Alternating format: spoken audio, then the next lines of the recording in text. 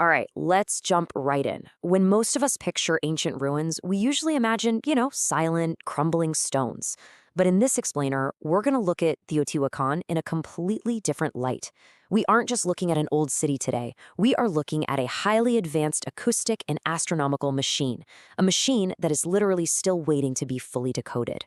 So picture this. You're standing in front of certain temples in Teotihuacan, and you simply clap your hands. The architecture itself actively transforms that sound. The echo that bounces back to you isn't a normal echo. It's the clear, distinct, high-pitched chirp of a quetzal bird, and that was a creature entirely sacred to these ancient cultures. But it doesn't even stop there. If you walk up certain plaza steps, your footsteps are amplified to sound exactly like falling raindrops. It's absolutely incredible. It's not some happy accident. It's deliberate, masterful acoustic design. It's like a giant stone synthesizer. Which, of course, brings us to a massive question. How on earth did they engineer this highly specific acoustic phenomenon 2,000 years ago? And keep in mind, this exact same auditory illusion is observed at the temple of Kukulkan in Chichen Itza, which proves this was a shared, deeply mastered technology across Mesoamerica. What truly defies explanation today is how this precise acoustic engineering survives after centuries and centuries of harsh weather and stone erosion. You can literally go there today, clap your hands, and hear the sacred bird answer you back. To really grasp this, we need to step back and look at the sheer scale of the civilization that built it. Long before the Aztecs ever arrived, this city was likely known as Tolan, which translates to the Great Metropolis.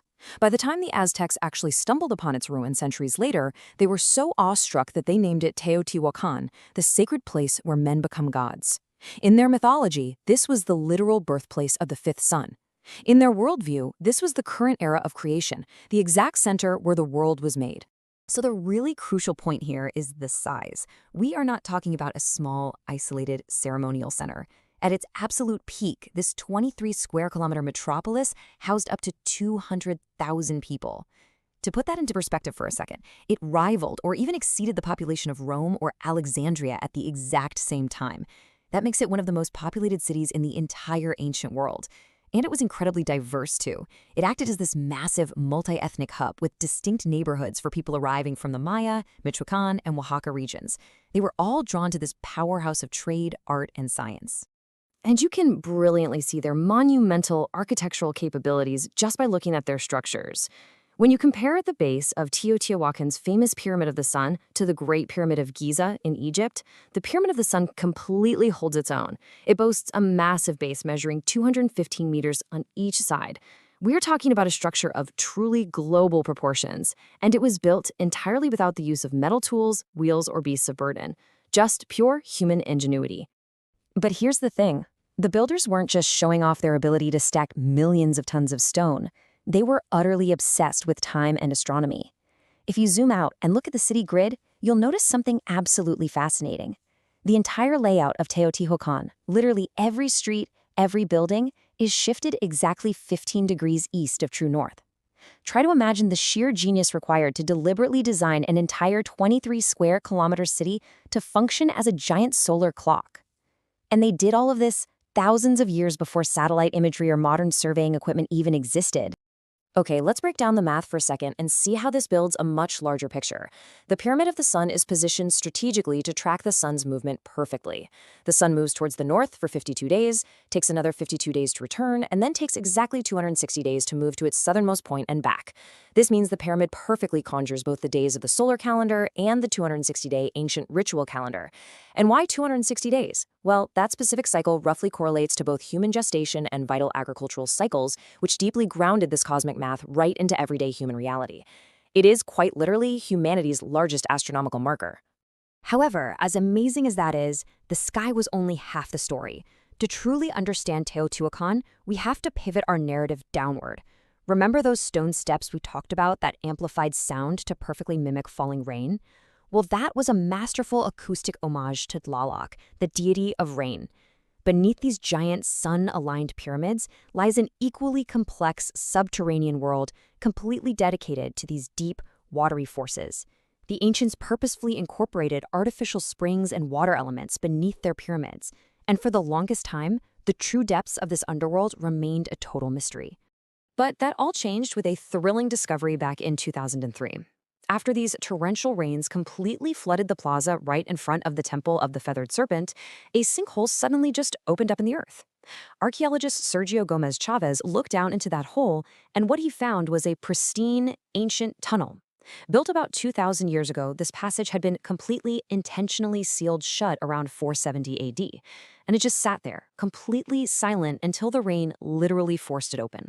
Getting inside, though, the excavation was an absolutely monumental, exhausting effort. Modern teams had to descend between 13 and 18 meters underground and then carefully navigate a 103-meter horizontal tunnel. You see, the ancient Teotihuacanos hadn't just closed a door and walked away. They deliberately packed the tunnel to the brim with earth and erected 17 massive walls, laced with a toxic, bright red mineral called cinnabar, just to completely block the path. Imagine manually hauling 1,300 tons of earth and rock out of a toxic, claustrophobic tunnel, bucket by bucket, just to see what was hiding behind that final door.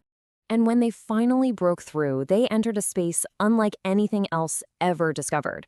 I really want you to imagine stepping into a subterranean environment, 18 meters beneath the earth, utterly devoid of any natural sunlight. What they uncovered in this pitch-black corridor was staggering. Get this, the ancient builders had intentionally coated the walls, ceiling, and floor of this tunnel with sparkling metallic powders, specifically pyrite, hematite, and magnetite.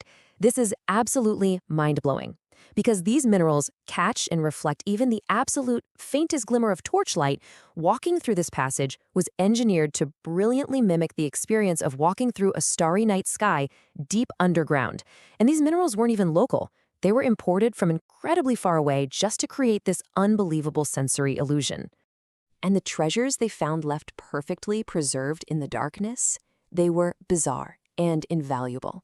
They found 400 mysterious metallic spheres just scattered across the floor. They recovered over 30,000 seeds, including more than half a kilo of perfectly intact cacao. And remember, in ancient Mesoamerica, cacao was literally currency, meaning they were leaving behind absolute fortunes down there in the dark. They also found the remains of jaguars, pumas, and wolves right alongside stunning jade and obsidian artifacts, many showing deep ties to the distant Maya civilization. To really quantify the sheer, staggering scale of this discovery, just wrap your head around this number: 130,000. That is the total number of objects found carefully placed in the Great Offering across the 3 main chambers at the very end of the tunnel. This wasn't just some random burial pit. It was a highly organized, deeply sacred vault.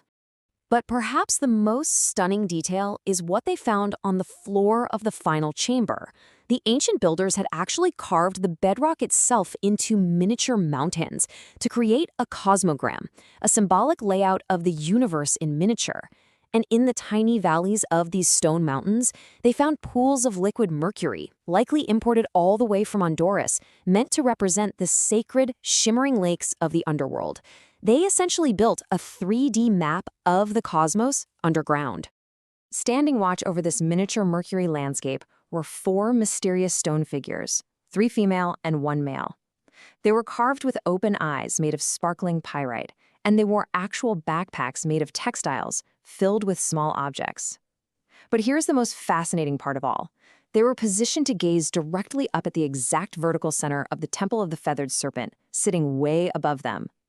They were staring right at the axis mundi, the invisible line connecting the watery underworld, the earth, and the sky above.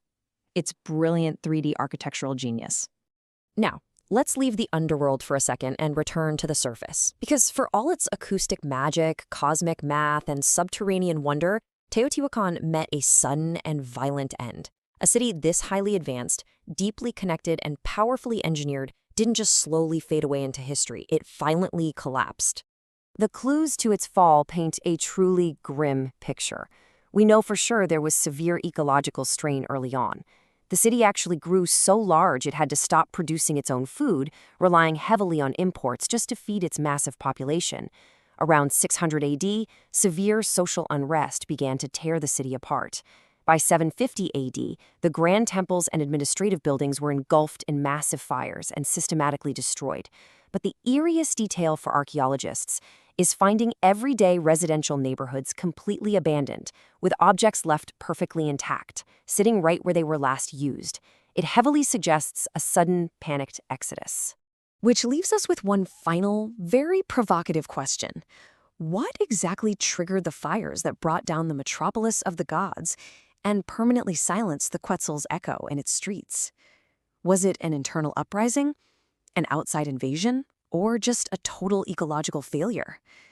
The truth is, we don't fully know yet, because right now, an incredible 95% of Teotihuacan remains completely unexcavated, hiding right there beneath the earth. The cosmic machine is still out there, waiting for us to uncover the rest of its secrets.